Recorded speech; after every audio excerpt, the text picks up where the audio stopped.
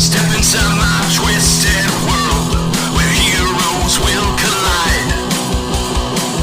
Villains aren't the only evil, there are no fucking sides. Every match will test their stats, every loss and win are weighed. Any chance they thought they had could all end up in vain on Combo Breaker. Since the dawn of combat, people have been beating the shit out of each other and hideous beasts for God knows what. But using their fists never got them too far. So we invented weapons like swords and axes. And those weapons are great and all, but they lack the range of a real man's weapon. A real man's weapon is like a sharp object or a blunt object attached to a chain. And you know what two warriors I'm talking about at this point? Kratos, the god of war, and Simon Belmont, the vampire killer. Oh yeah, Kratos is back, and he's pissed off after losing to that fat-ass Italian plumber.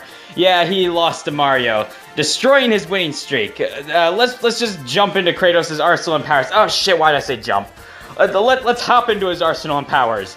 Now, I'm not going to mention every single weapon in Kratos' arsenal because I don't have all day to. Just know that I have actually factored every weapon into this battle, and I will only be covering the important ones in the analysis. So he wields his Blades of Chaos, which are godly blades attached to chains that he can whip around him to create vicious combos. He wields his new and badass Leviathan Axe. It's a badass axe meant for chopping wood and decapitating bitches.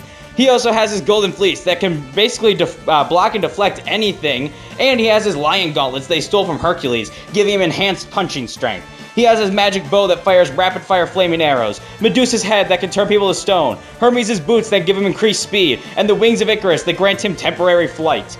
But Kratos' best weapon is the Blade of Olympus, a big-ass sword with the power of the gods inside of it. Imagine the BFG, but a sword. And as of recently, Kratos has gained a healing factor, and it's quite amazing too. He healed himself from some pretty serious wounds during a fight with the gods.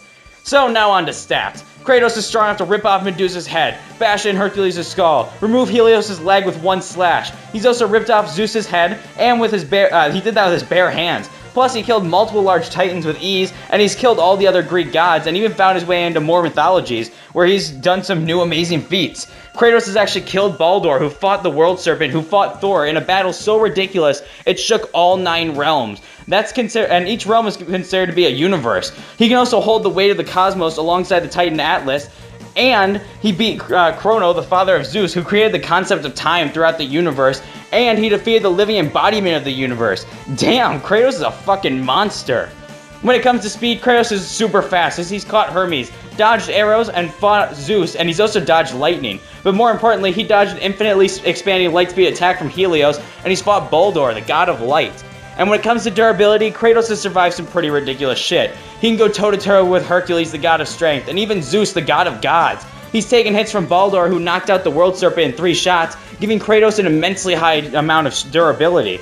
But Kratos is also a highly skilled warrior to go on top of all of this. He's a previous Spartan and an expert warrior, and he's shown the skill to kill all of Greek mythology, and he's been working his way through others. Hell, he's the god of war for a reason.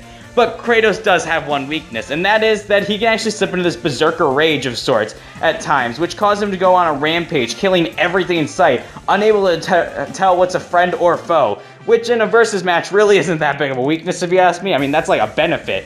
If you go into a berserker rage when you only have one person in the area and he's an opponent you have to kill to win, then that's like the best weakness to have. Ah yes, Simon Belmont, the most hyped character to join Smash Ultimate. Like honestly, I am super excited to play as this guy. Hyped as all hell. He's got the most ridiculous range in the game, which also pretty much deconfirms Springman for that game. I'm just saying, there's no way they'd put Springman in and give him less of a range than Simon Belmont. Anyway, let's move on to Simon's powers and equipment. So Simon has the ability to use holy magic to do a plethora of things, like create magical barriers and launch magical projectiles. He also wields his iconic vampire killer whip, a legendary whip passed down through the generations of, well, the Belmonts. It also has both holy and demonic properties. Wait, how the hell are you holy and demonic? That's like saying Castlevania is an easy game. You just can't do it. Anyway, his whip can also launch fireballs, which is pretty badass if you ask me. He also has his signature sub-weapons that include his throwing daggers and throwing axes, and even a holy cross that acts like a boomerang. What the hell church does he go to that he has boomerang crosses? Sign me up. With holy water, he can create a holy flame, throwing it like a Molotov cocktail. He also has a stopwatch that can completely stop time in its tracks, and Simon's immune to time-stopping effects himself. Also, Simon has a set of badass armor that he wears that grants him cool powers. With his bandana, he gains a resistance to poison and curses. With his chestplate, he gains a resistance to blunt, slashing, and piercing attacks, as well as a resistance to petrification, curses, and poisons.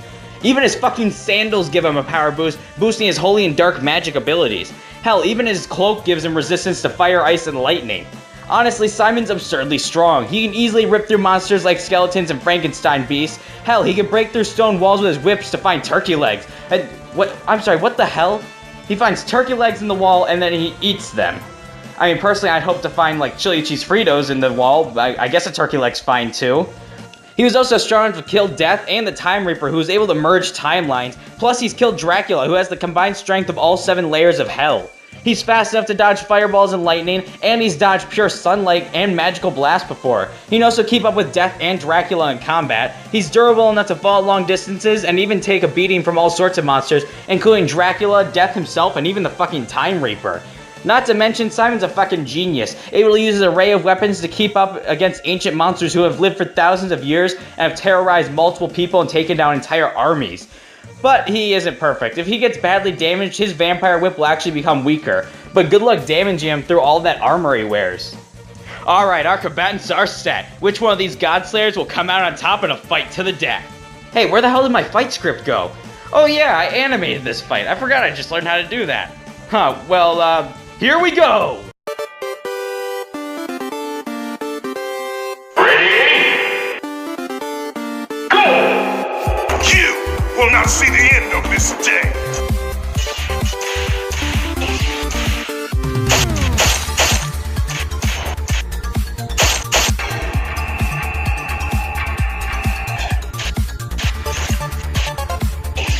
Shit, Simon Belmont just roasted him like a fucking rotisserie chicken.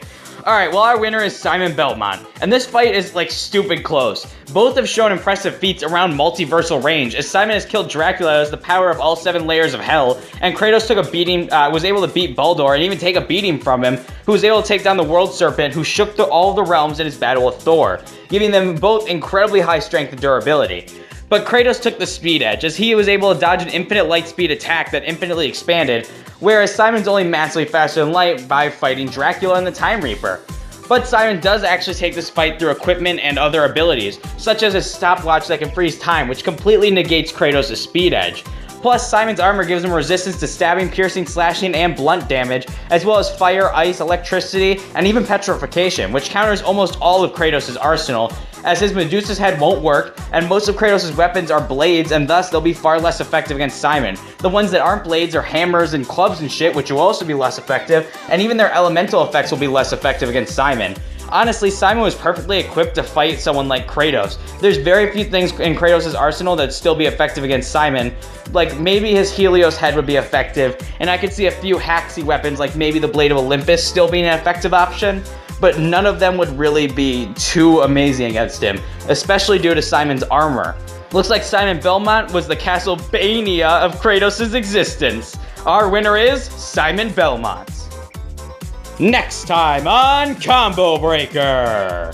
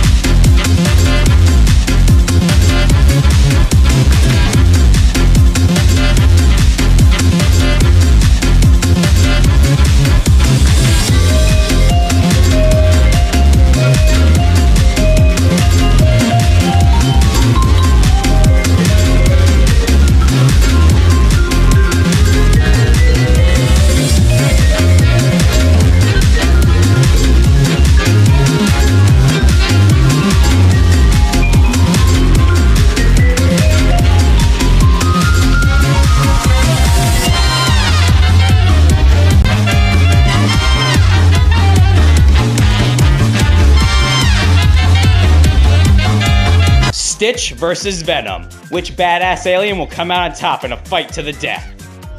First of all, let me thank you all for watching. Please like, comment, and subscribe, and share this to any friends you know who like versus debates. And, tell me what you think of the next match. Give me your predictions, maybe suggest matches in the comments, and they might happen.